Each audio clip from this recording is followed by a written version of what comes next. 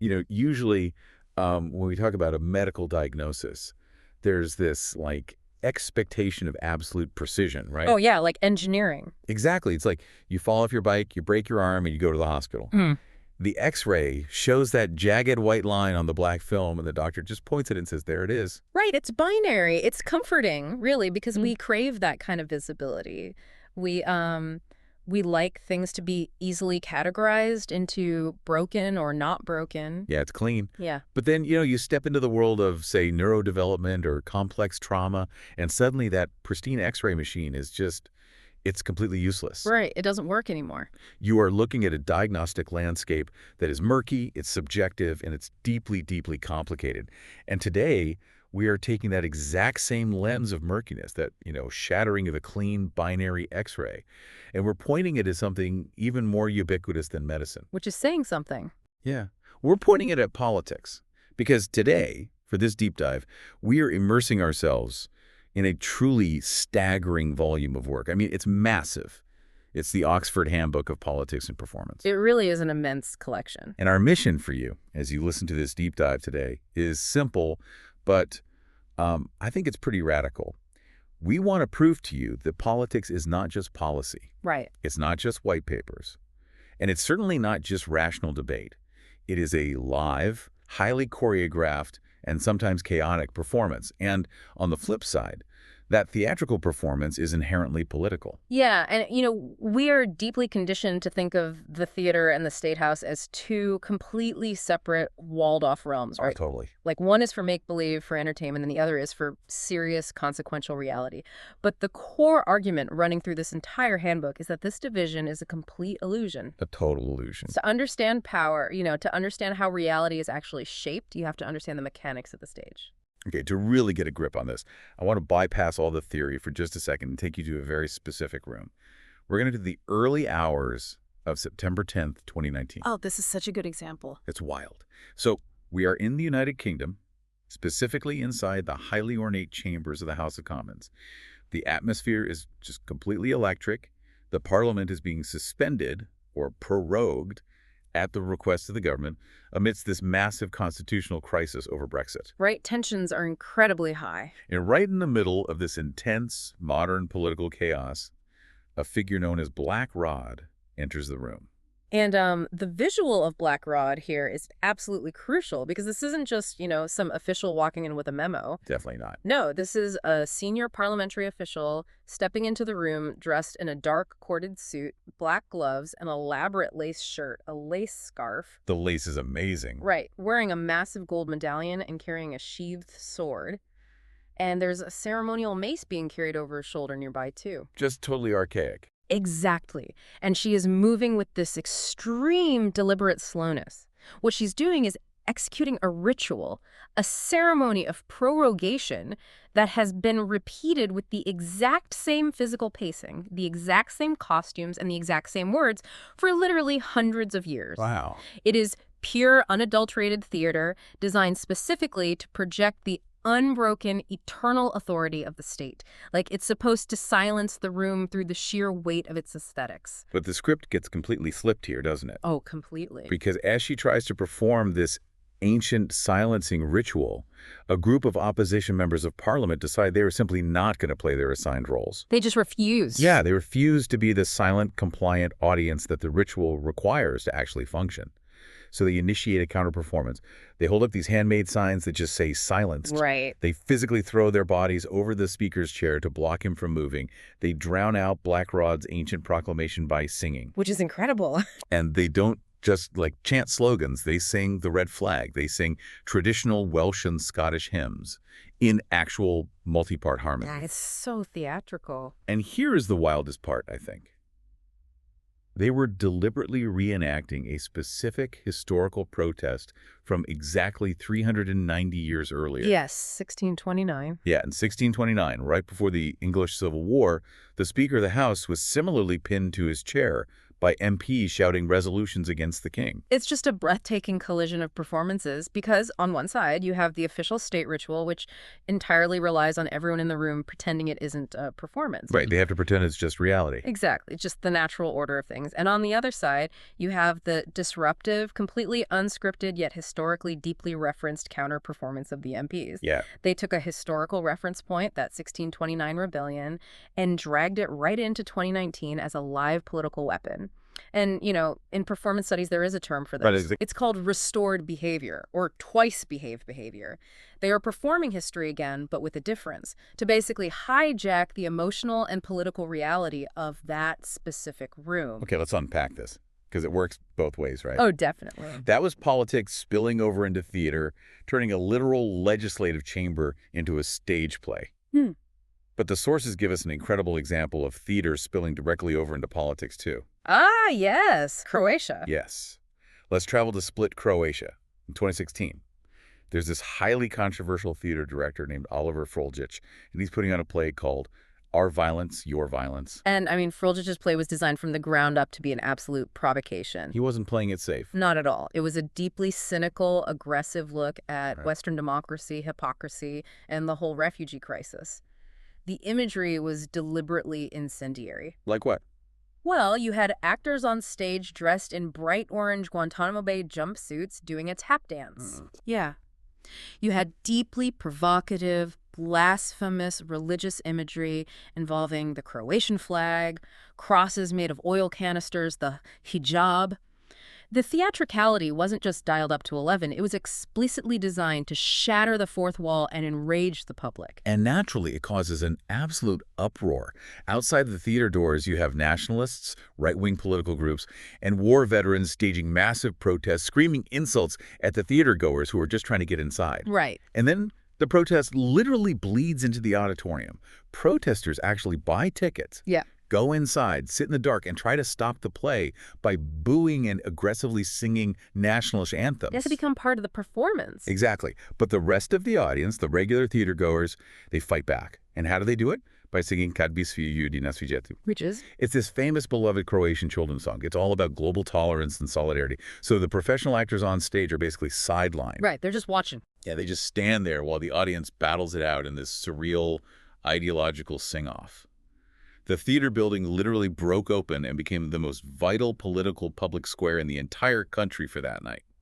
As you visualize that chaotic theater in Croatia, watch how the backdrop of our discussion shifts here. Imagine this grand, dusty library of political science books kind of fading out and the ancient stone steps of a Greek amphitheater fading in. Okay, I like that image. Because this intersection where the library meets the amphitheater is exactly the analytical space we are going to occupy today. And to navigate this, we really need to clarify 4 foundational terms that the authors in this handbook use to decode these chaotic events. Lay them on me. First, we have politics, which we understand broadly as the contest of power, values, resources, and representation. Simple that. Second, we have performance, which the pioneering scholar Richard Schechner defines simply as the showing of a doing. It's reflexive. You know you are doing it, and you know you are being watched. Then we have theatricality. And this is important because it isn't just about being fake or, overly dramatic, which is how people usually use the word. Exactly. Theatricality is about the stylistic codes. It's the intricate lace on Black Rod's shirt. It's the tap dancing in the orange Guantanamo suits. It's the artifice, the lighting, the aesthetics that frame a message to make it legible to an audience. Spot on. And finally, we arrive at the most powerful and arguably the most dangerous concept of all, performativity. That's the big one. It is. This originates from the philosopher J.L. Austin and his seminal work, How to Do Things with Words. Performativity is the idea that the performance has real-world, material consequences.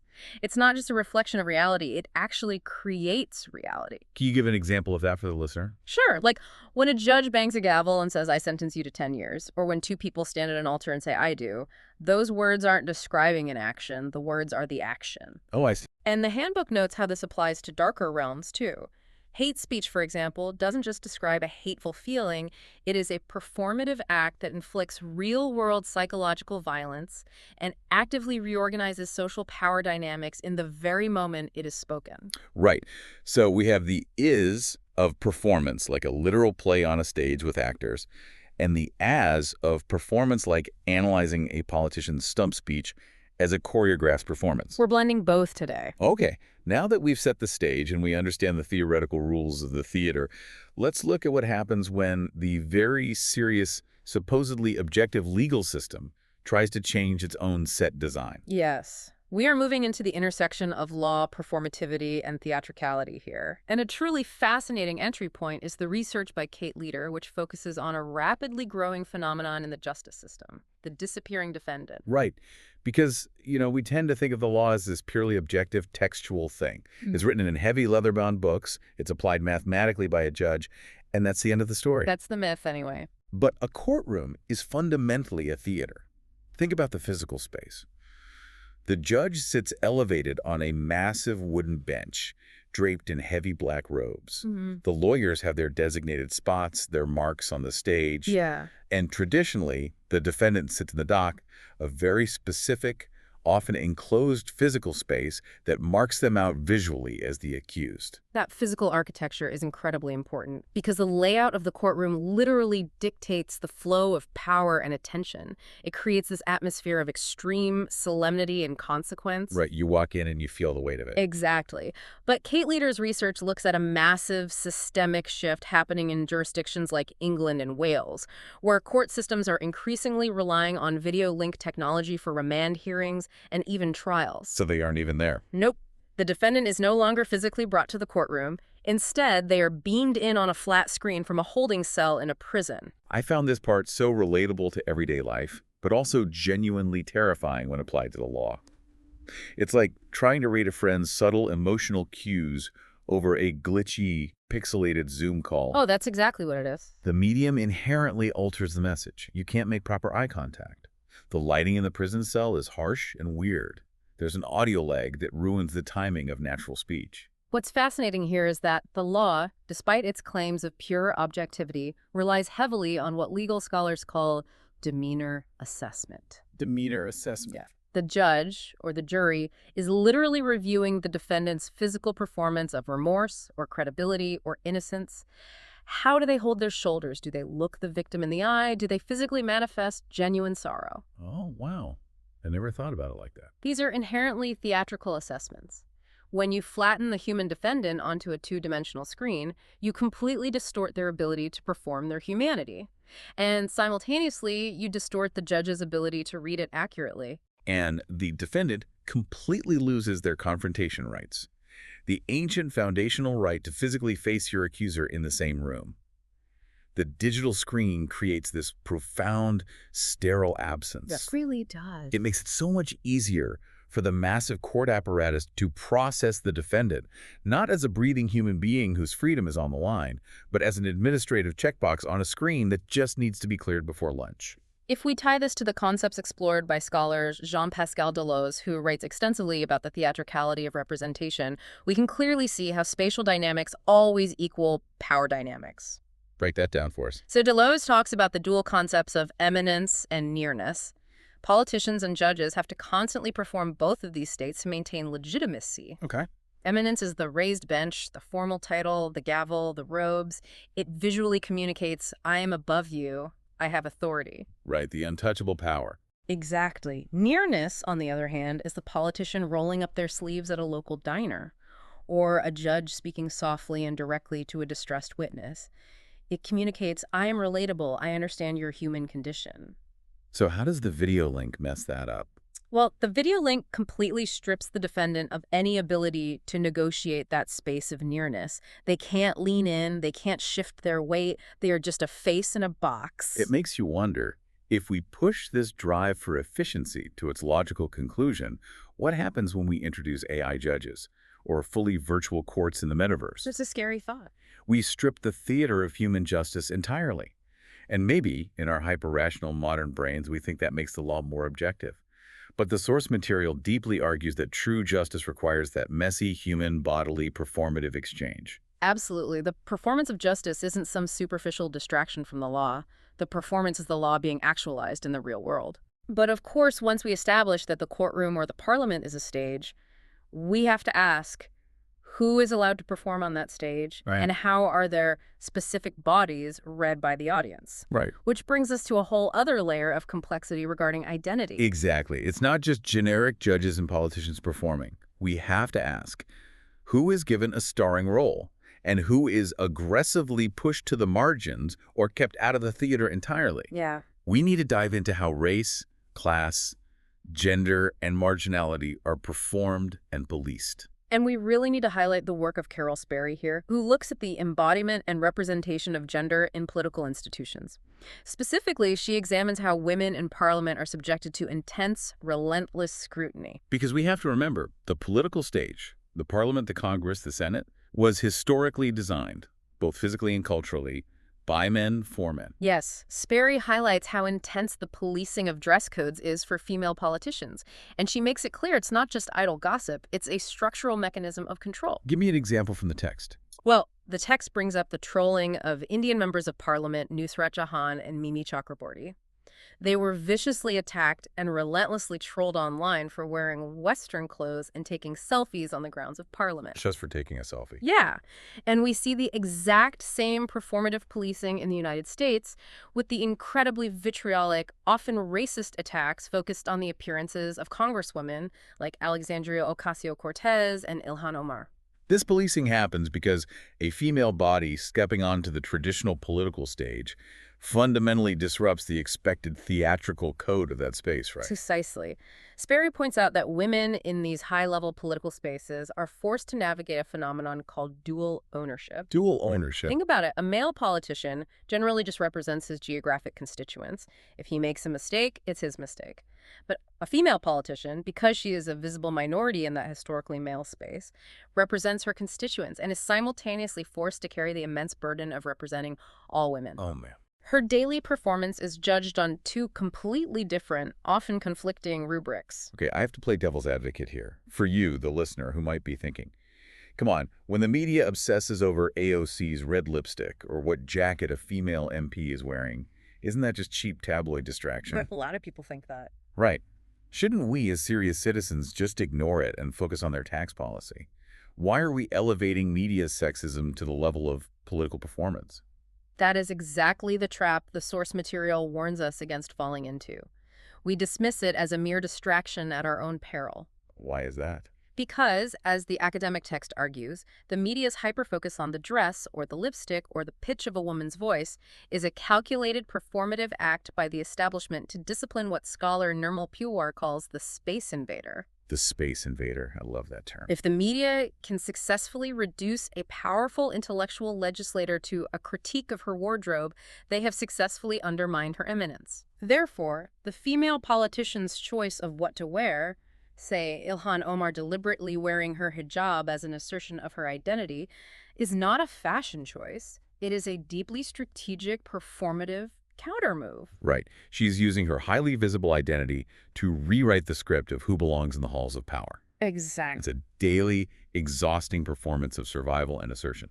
And speaking of asserting belonging, let's pivot to the research of Ioana Seaman, which focuses on the Roma people in Europe. Yes, this is a crucial part of the book. Because if female politicians are fighting for respect on the center stage, marginalized groups like the Roma are entirely locked out of the theater building altogether. This raises an important question. How do you perform your basic rights of citizenship when the state violently refuses to recognize you as a citizen? Right. How do you do that? Seaman uses the philosopher Julia Kristeva's concept of the abject other to explain this. Okay, let's unpack that for the listener, the abject other. In Kristeva's theory, the abject is that which we expel from ourselves, that which we push away in disgust, in order to clearly define our own borders and identity. So society needs an other to know what it is itself. Basically, yes. Seaman argues that the modern European state defines its own civilized identity by systematically treating the Roma as this abject other. Through systemic, state-sponsored practices like segregated schooling and housing discrimination, the state performatively designates the Roma as fundamentally not belonging. But the Roma don't just passively accept this script of erasure. No, they don't. When the state denies you formal paperwork or equal access to institutions, your very physical existence, your daily life, your informal street performances, and your music become radical political acts. You perform your right to exist. Exactly. Just like the scholar Yana Mirzan discusses regarding the performativity of exile and migrants. When you are rendered officially stateless by a government, the very act of your physical body crossing a border without permission or setting up a tent in a refugee camp, it's a massive, undeniable disruption of the state's theatrical illusion that it has total control over its territory. So we see who is performing, and we see how their very identities are weaponized against them or reclaimed as armor. But the physical space they occupy fundamentally changes the rules of the script. The stage dictates the action. Which brings us to the profound impact of the architecture of action, or what the text calls the sites of power. Here's where it gets really interesting, because we're looking at a variety of stages that is absolutely mind-blowing. We aren't just talking about grand marble parlance anymore. No, we're going everywhere. We are talking about brutal refugee detention centers, digital spaces like YouTube, 18th century street markets, international trade fairs, and national memorials. Let's start with one of the most extreme, highly controlled sites on Earth, Manus Island. Okay. Emma Cox's research delves into Manus Island, which was a notorious offshore immigration detention facility operated by Australia, located in Papua New Guinea. It was essentially a prison, right? Yes. It was architecturally designed as an absolute dead end, a site of complete physical containment and silencing. It is the ultimate anti-stage, meant to ensure its inhabitants are never seen or heard by the public. But Cox focuses on the extraordinary case of Behrouz Boukhani. Right. He's an Iranian Kurdish journalist and refugee who was illegally detained there, and he wrote a book called No Friend But the Mountains. It went on to win massive, prestigious literary awards around the world. But how did he physically write it while locked in a sensory deprivation nightmare? This is the crazy part.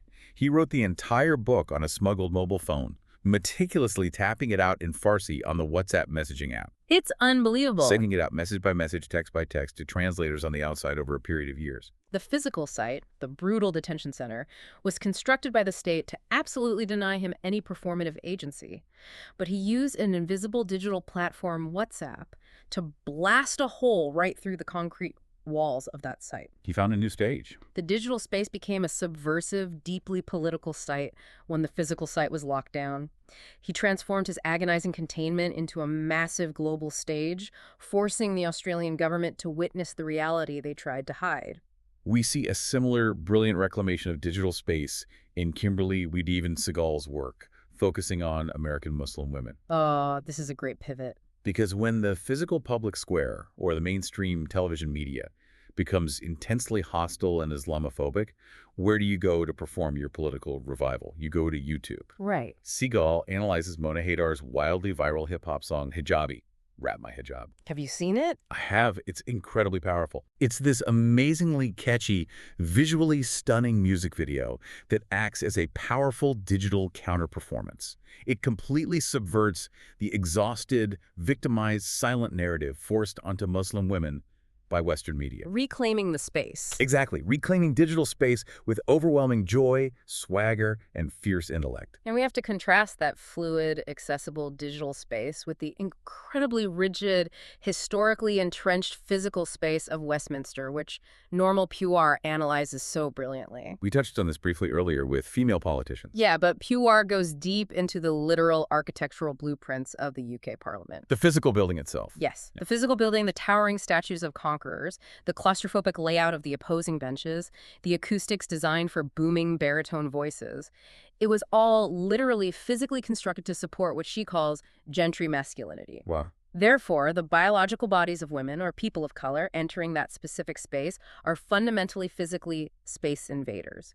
The architecture itself resists their presence. It's like trying to perform a modern, fluid hip-hop routine on a stage built with hidden trapdoors and slanted floors, meant for a rigid 17th century ballet.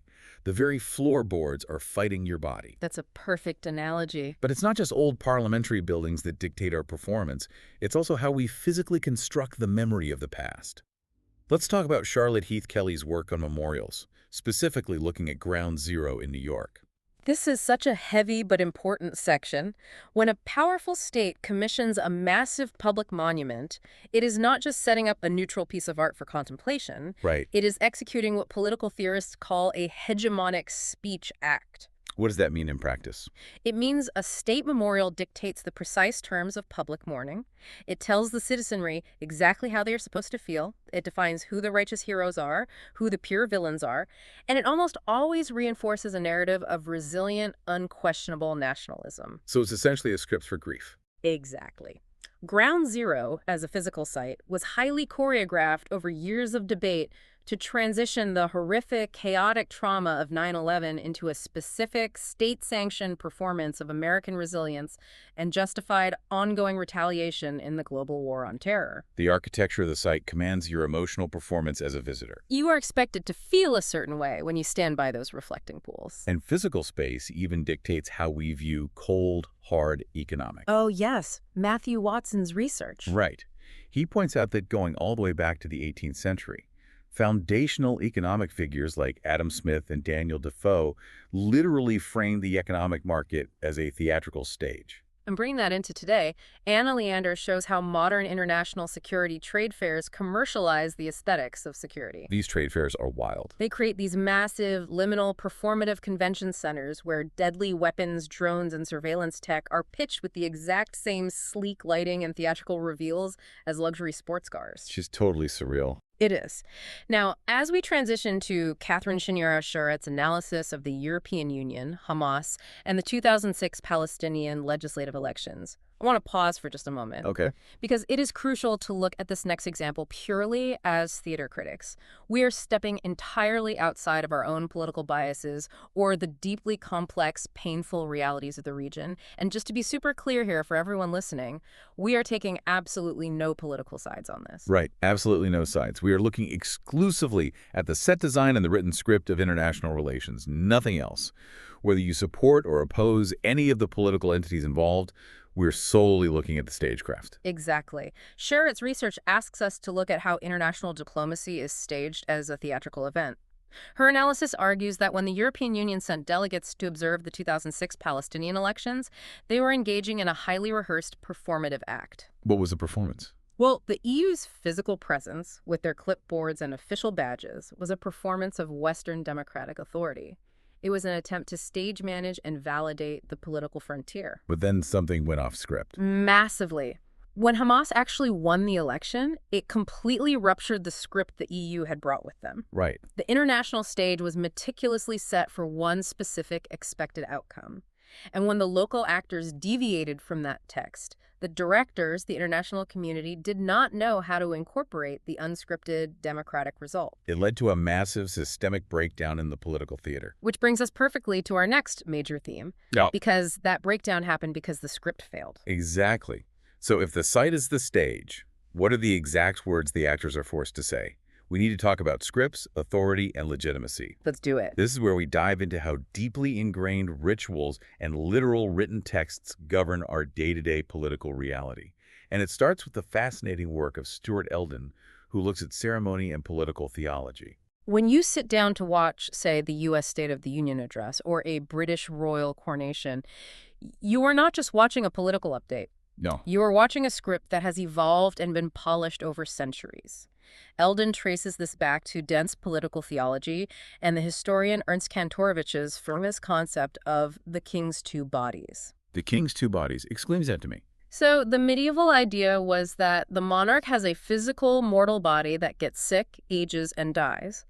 But they also possess a mystical, eternal body that represents the unbroken state itself. Right. It's the logic behind the phrase, "The king is dead, long live the king." Precisely. The elaborate, highly scripted ceremony is the mechanism that magically transfers that eternal, immortal authority from one frail, dying human body to the next without breaking the public's illusion of permanent, stable power. And the wild thing is, we still crave the predictability of that script today. We do. If we connect this to the bigger picture, human beings, even those of us living in modern, supposedly hyper-rational secular democracies, still deeply crave the psychological certainty of these rituals. We want the pomp and circumstance. We want the inauguration, the swearing in on a holy book, the rhythmic, predictable cadence of a political rally.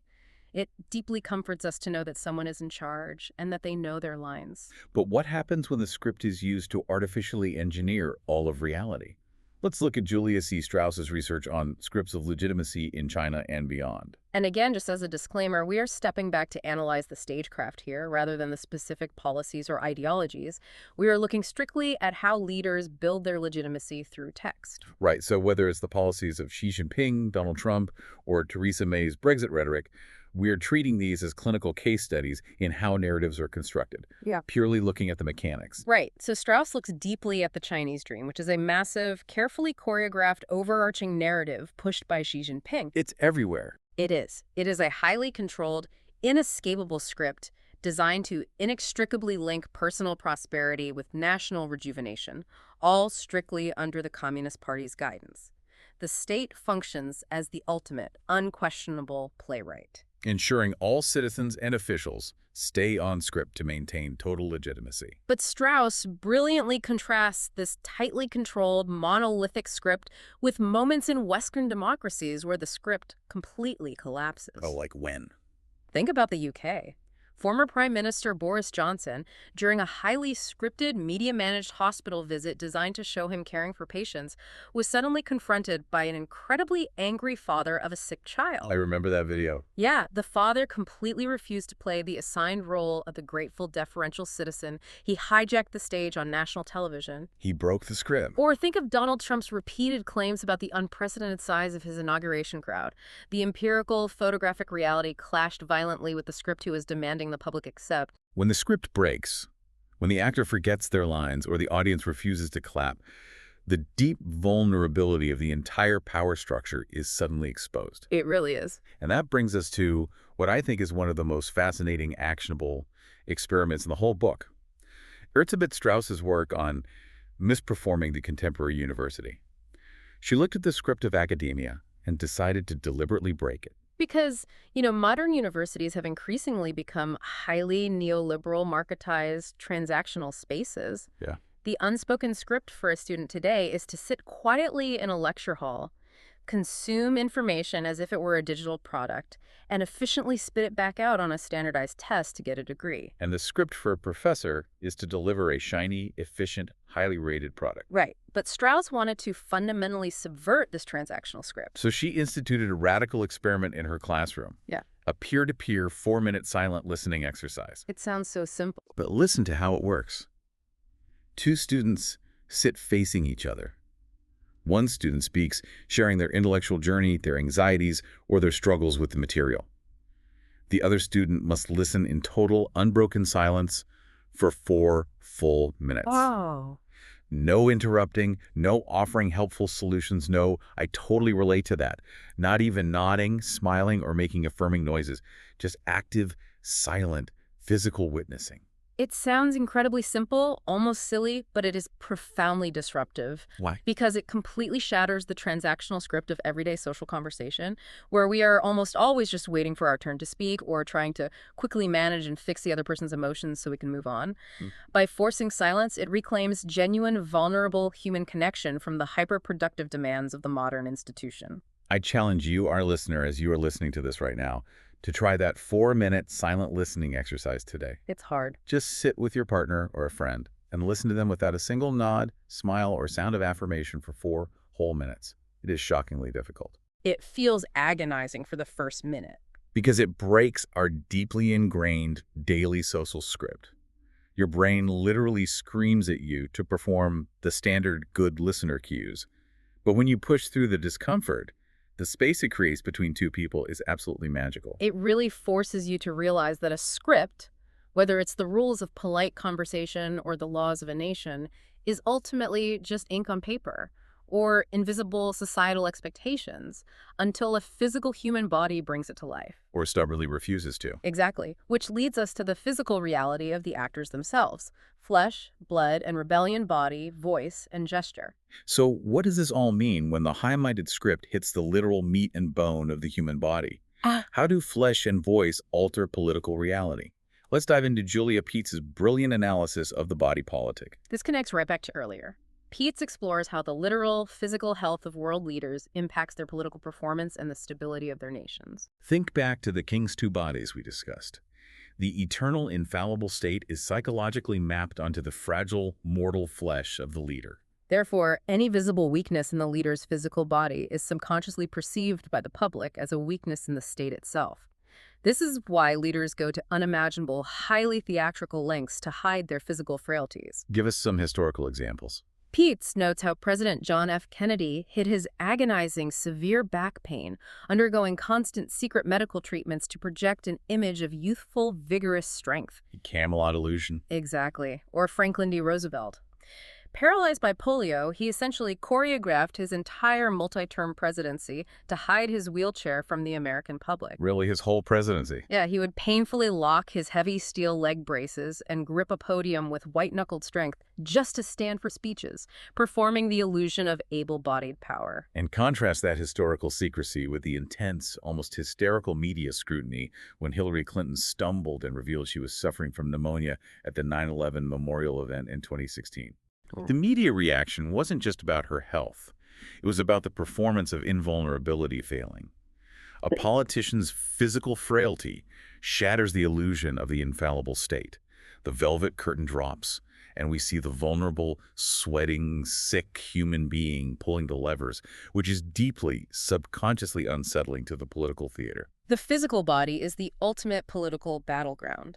The text touches deeply on the Marxist philosopher Louis Althusser and his famous concept of ideology, specifically a process he called interpellation, or hailing. What does that mean? Hailing. So Althusser argued that ideology isn't just a set of beliefs floating in your head, it is a physical practice. He gives the famous example of a police officer shouting, "Hey, you there," on the street. Okay. The moment you physically turn your body around to look, you have performatively accepted your role as a subject of the state. Your body's instinctual physical reaction locks you into the political script. The ideology is enacted through your muscles. But the body can also aggressively refuse the script. Yes, it can. Let's talk about punk rock.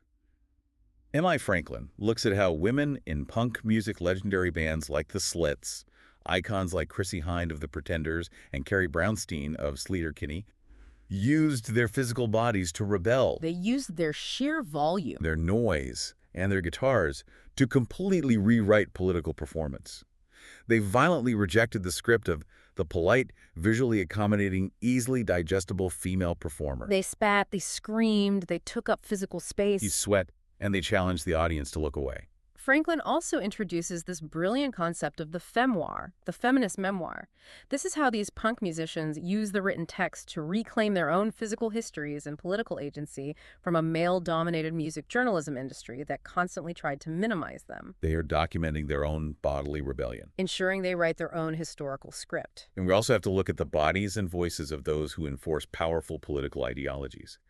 Alan Finlayson looks at the performative rhetorical styles of polarizing figures like Margaret Thatcher and Steve Bannon. And here again, acting purely as theater critics analyzing rhetoric, we maintain complete neutrality on their ideologies.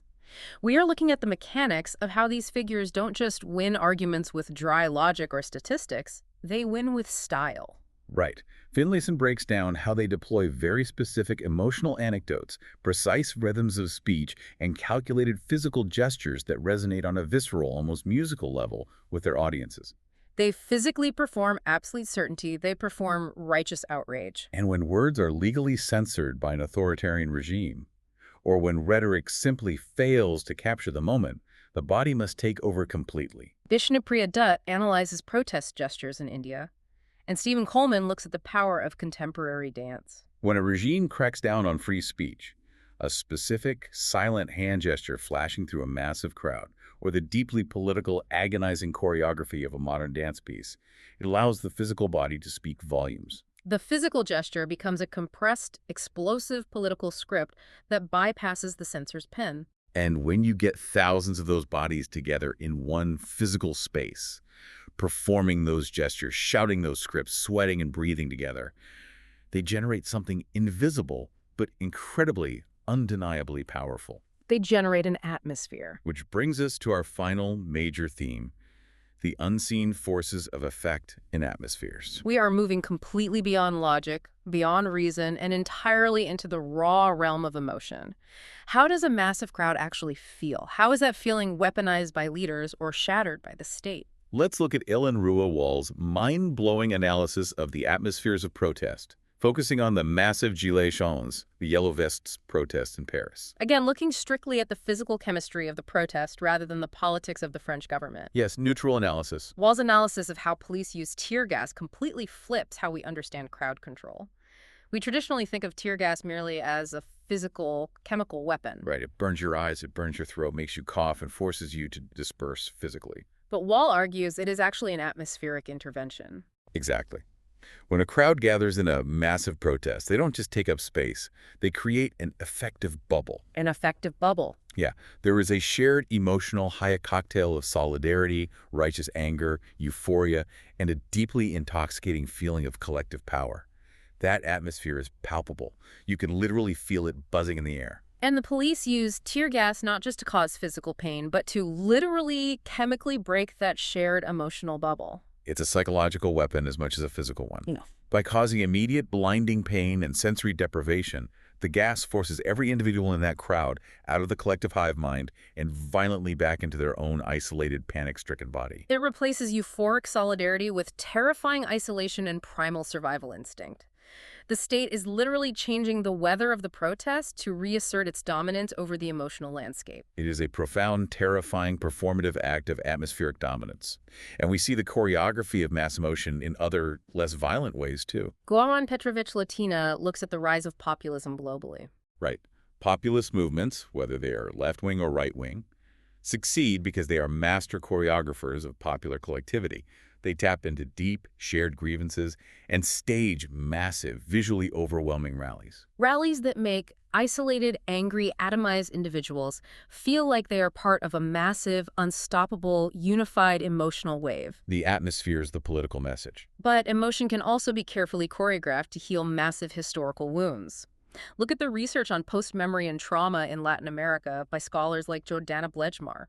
She discusses how countries like Chile and Argentina deal with the lingering toxic horrors of their past military dictatorships, right? Yes, the thousands of forced disappearances, the secret torture centers like Villa Grimaldi. You can't just pass a legal bill in parliament to fix that level of generational trauma. You need a carefully staged, deeply emotional performance to rebuild a nation's shattered psychological identity. They use intense documentary theater, or they look at movements like HIJOS in Argentina, where the children of the disappeared activists use vibrant, loud, public street performances and carnivals to demand justice.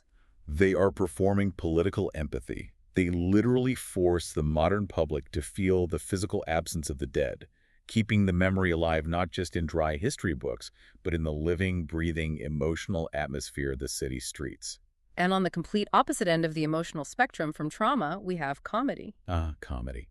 James Brassett looks at comedy and the performative politics of Brexit. And again, staying totally neutral on the intensely polarizing issue of Brexit itself, Brassett looks at how humor is weaponized in modern politics. Right. Politicians like Boris Johnson utilize calculated buffoonery, messy hair, and off-the-cuff jokes like notoriously comparing the European Union to badly fitting underwear as a highly effective performative tool. Because comedy is a brilliant, almost impenetrable political defense mechanism. If you are constantly making the audience laugh, you completely disarm their critical, analytical faculties. You create an atmosphere of complicity. If they are laughing with you, they are implicitly agreeing with you. Exactly. Brilliant comedians like Stuart Lee use humor to deconstruct and attack these political absurdities. But politicians use humor to build Teflon shields around themselves. Think about it.